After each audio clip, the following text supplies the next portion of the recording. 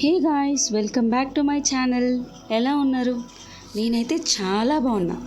So ఈరోజు నేను మీకు ఒక బ్యూటిఫుల్ స్పెషల్ ప్లేస్ని చూపించబోతున్నా. అంతకన్నా ముందు నేను మీకు ఒక చిన్న ఫన్నీయెస్ట్ మూమెంట్ చెప్పాలి.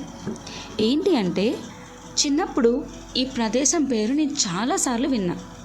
కానీ విన్న ప్రతిసారి ఏమనుకునేదాన్నంటే అదొక జాతరేమో, అక్కడికి వెళ్తే చాలా బొమ్మలు ఉంటాయి, చాలా కొనుక్కోవడానికి ఉంటాయని అనుకునేదాన్ని.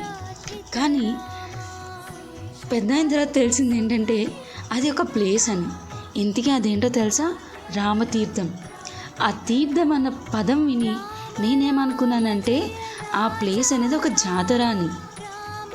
కానీ పెద్దయ్యాక నాకు అర్థమైంది, లేదు, రామతీర్థం అనేది ఒక స్పెషల్ ప్లేస్, డివోషనల్ ప్లేస్. ఇక్కడ శ్రీరాములు వారు కొలువై ఉన్నారని చెప్పి అప్పుడు అర్థమైంది. సరే, మరి ఈ ప్లేస్ ఎక్కడుంది అంటే విజయనగరం దాటి వెళ్ళాక నీలిమర్ల అని వస్తుంది. అది దాటాక కొంచెం దూరంలో ఈ టెంపుల్ ఉంటుందన్నమాట. అండ్ ఈ టెంపుల్లో చాలా ప్రత్యేకమైన ప్రదేశాలు ఉన్నాయి. మీరు వీడియో చూస్తున్నప్పుడు మీకు ఒక కొండ కనిపిస్తూ ఉంటుంది, చెట్టు లేకుండా. సో ఆ కొండని బోధికొండ అంటారంట. అసలు ఈ బోధికొండ ప్రత్యేకత ఏంటి అంటే దీనిపైన భీముని గుహ ఉందంట. ఏంటి అంటున్నావు, నువ్వు చూడలేదా అని అనుకోవచ్చు. నేను చూడలేదండి. ఎందుకు అంటే నేను వెళ్ళినప్పుడు చాలా ఎండగా ఉంది. సో ఆ కొండ ఎక్కేప్పుడు నార్మల్గానే ఫ్లాట్గా ఉంటుంది. చూసారుగా ఆ కొండ ఎలా ఉందో, ఆ ఫ్లాట్గా ఉంటుందన్నమాట. సో వెళ్ళే ధైర్యం మేము చేయలేదు. కానీ ఇప్పుడు స్టెప్స్ అయితే కట్టి ఉన్నారు.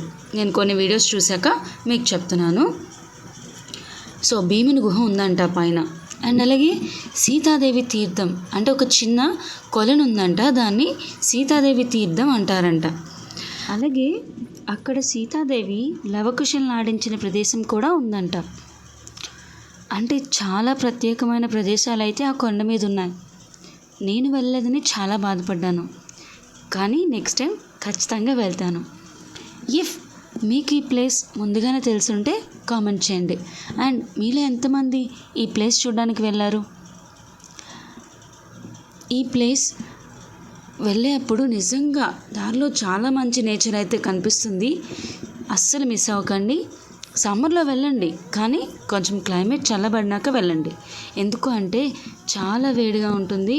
నేను వెళ్ళినప్పుడైతే చాలా ఎండలు అనమాట. సో వెళ్ళినప్పుడు ఎంత ఫ్రెష్గా వెళ్ళానో వచ్చేప్పటికి అంత ట్యాన్ అయ్యి వచ్చాను.